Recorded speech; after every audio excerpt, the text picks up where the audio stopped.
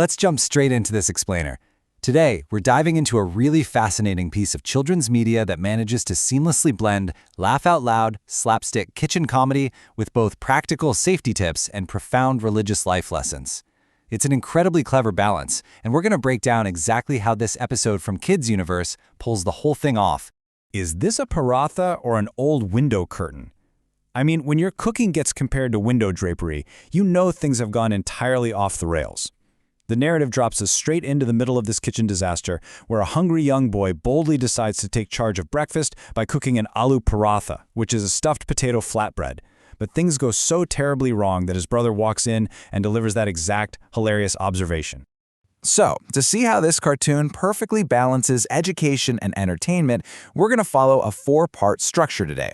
First up, the Aloo Paratha disaster. Second, finding words for every trouble. Third, kitchen rules for kids. And finally, a pretty spooky teaser for their dark storeroom episode. All right, let's get right into Section 1, the Aloo Paratha disaster. Okay, so you know how a normal aloo paratha has savory potatoes and nice warm spices, right? Well, our ambitious young chef, Anas, decides to go completely rogue here.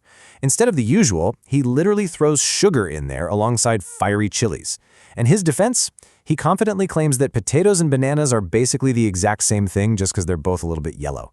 It's this perfect, spectacular failure of childhood logic, resulting in a dish that just looks absolutely awful.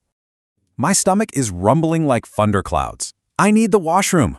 You know, actions definitely have consequences. Eating a sukari, spicy, potato curtain hybrid flatbread tastes exactly as bad as it sounds. It inevitably leads to a massive stomach ache and a desperate dash to the washroom. It's classic slapstick for sure, but it actually serves a super important narrative purpose for where the show goes next. Which brings us to Section 2, words for every trouble. Why are you reciting that? I am still alive. So after the whole meal disaster, one of the brothers gets hurt from the ordeal and instinctively recites a specific Arabic phrase, but his brother just reacts in pure sheer shock. He mistakenly believes that this specific prayer is exclusively meant to be spoken when someone has died. It's actually a really common misconception among kids, and setting it up through a comedic misunderstanding like this is just a fantastic way to capture their attention. And here is where the show drops the actual definition to correct that misconception. The phrase is, Inna lillahi wa inna ilaihi raji'un. The cartoon takes a beat to pause the comedy and directly explain that this prayer is not just for moments of grief or death. Actually, it's designed to be spoken during any moment of distress, trouble, pain, or difficulty. So yeah, even dealing with the aftermath of eating a terrible, stomach-ruining paratha totally qualifies as a difficulty. It's such a beautifully integrated spiritual lesson. Moving right along to Section 3, kitchen rules for kids. So the boy's mom walks into the kitchen, sees the chaotic aftermath, and immediately lays down some non-negotiable household rules. Step 1, never work with fire in the kitchen without an adult present. Absolutely fundamental safety stuff. And Step 2, which brings a little touch of humor back into the discipline, put the correct ingredients into the right dish. Basically, no more treating potatoes like bananas and tossing sugar where it absolutely doesn't belong.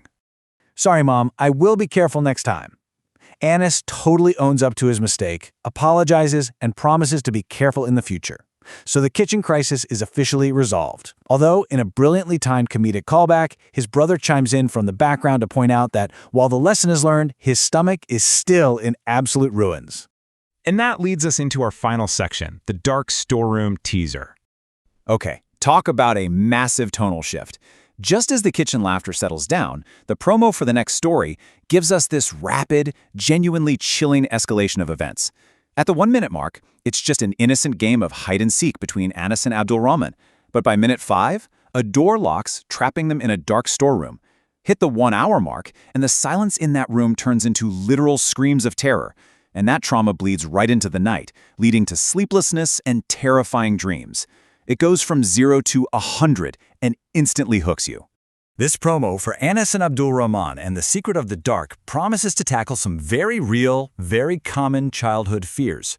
Looking at the themes, the creators are explicitly aiming to teach kids how to face the fear of the dark, how to overcome feelings of claustrophobia, and ultimately, how to build true bravery in terrifying situations. And just like the Paratha episode, they promise to ground this whole thing in a practical and spiritual framework. So what exactly is the Nurani Hall, this promised spiritual solution. That is the huge, provocative cliffhanger the teaser leaves us with. How are these boys going to apply this solution to conquer their intense fear and calm their racing hearts in a locked, pitch-black room? It's a fantastic setup that completely nails the dual purpose of the show, and it absolutely leaves you dying to know what happens next.